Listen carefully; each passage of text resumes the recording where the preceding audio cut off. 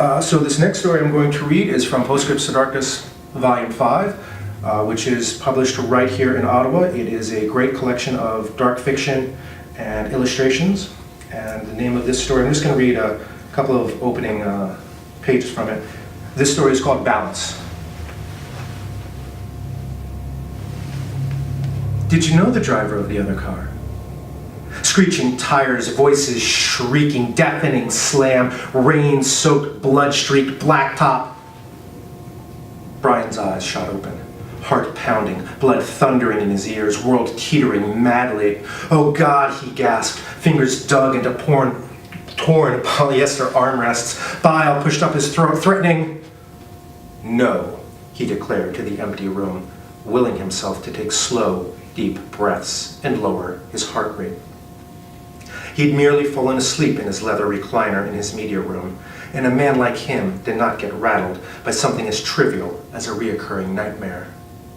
The dream surreal imagery of the collision that had killed his wife and son was horrific, he admitted, but in reality, he had not been present to witness the event. He had had no indication anything had been amiss until the detective. Did you know the driver of the other car? Fingering his left palm, that scar, he yanked his hands apart. The argument, what he'd said without thinking, price and balance for everything. I am not thinking about this, he declared after drawing in a slow breath. He had nothing to balance, nor a price to pay. All of it, the fight a few nights ago, the accident, talking to the detective. Did you know the fact that he did indeed know the other driver amounted to nothing more than a bad dream brought on, no doubt, by a few vestiges of anxiety regarding his meeting tomorrow. Not that he had any reason to be concerned, but the importance of this meeting could not be overstated. Yet spending the night in this chair, as luxurious as its custom-made leather seat might be, would do him no good. He needed to turn in. Painted in the dancing white-black of a dead TV channel, speakers roaring static, Brian's hand bypassed the tumbler and grasped the remote. The 72-inch plasma screen blinked and went dead. The Dolby 7.1 sound system fell silent, and darkness consumed the room. Outside, the floor-to-ceiling windows, the neighborhood, lit only by the streetlights, remained as still and dark as when he'd sat down unknown hours ago. Calm, predictable, logical. The way he'd structured his life.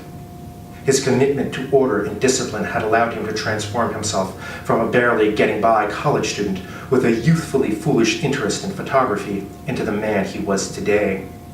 He owned a 4,500 square foot home in one of Canada's exclusive gated communities. A BMW M3 convertible waited in one of the garage's 3 spaces. Rather than become some poor photographer who scraped by while clinging to dreams of artistic success, he built a career that had weathered the economic downturn, all before turning 30. His sole unachieved goal remained a wife and child to provide the balance, anchor he needed to remind him of what truly mattered in a life of tough negotiations, all-day meetings, and hard-fought deals.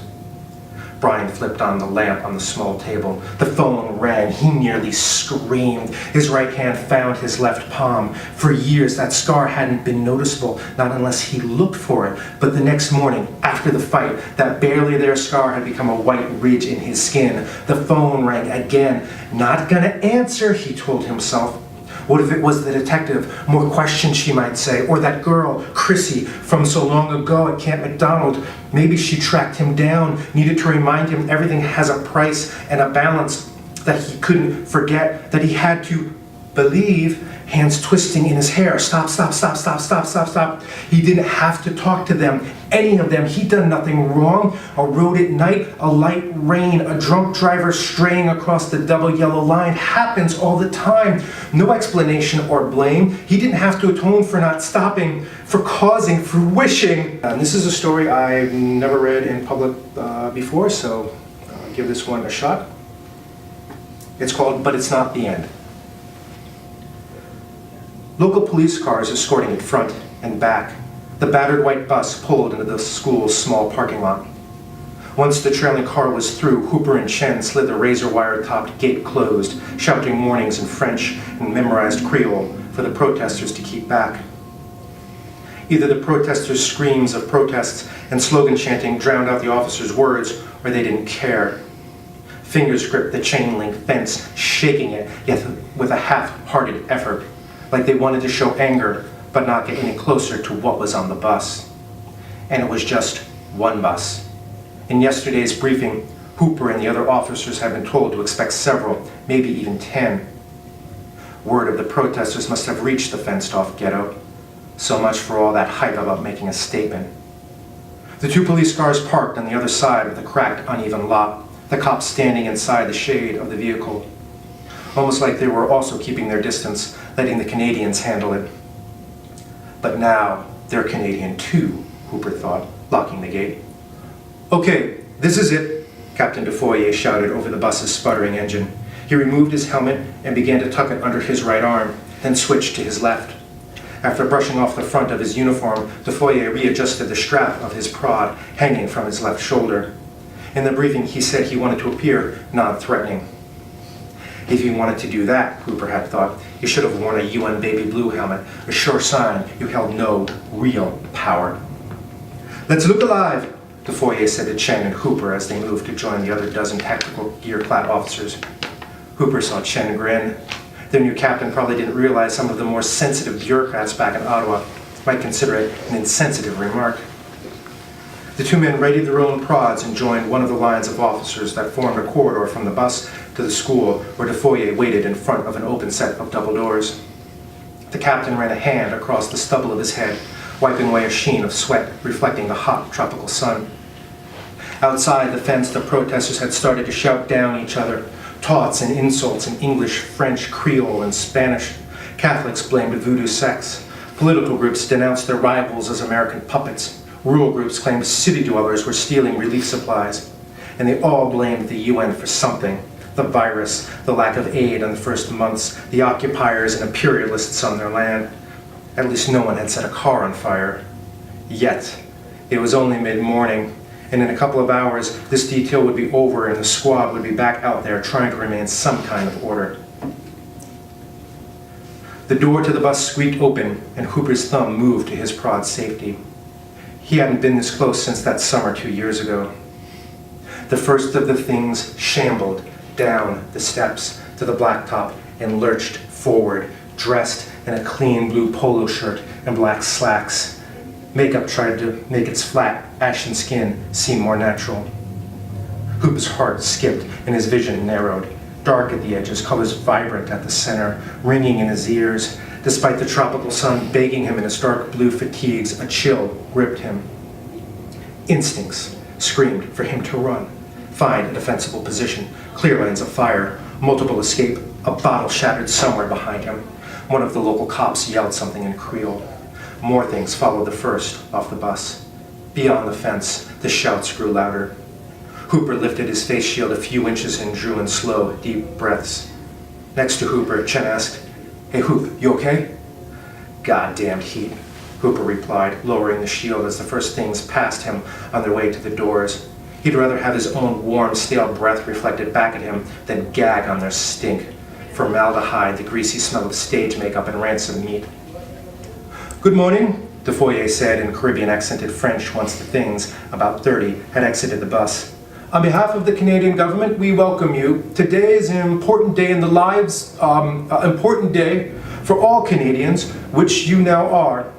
The Prime Minister has asked," from somewhere in the crowd a voice wheezed, "Can we move inside?"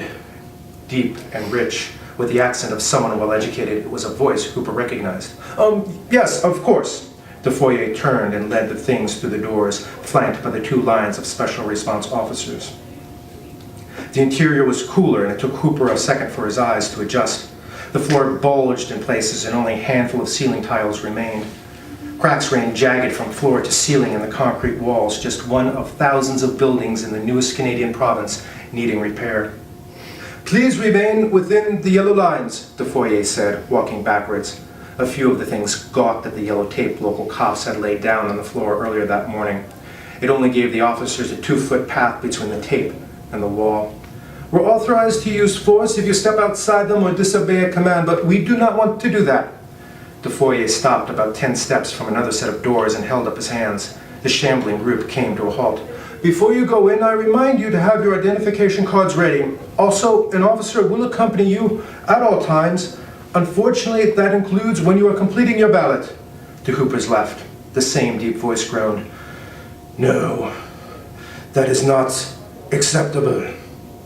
It was the living corpse of a short, pudgy man wearing a blue suit and red tie. Though Hooper had trouble telling the things apart, it seemed familiar. A few of the things grunted in agreement. Some clapped. We have the same rights as, it drew in a wheezing breath, everyone else. It took a defiant step toward the doors. Others followed. At it!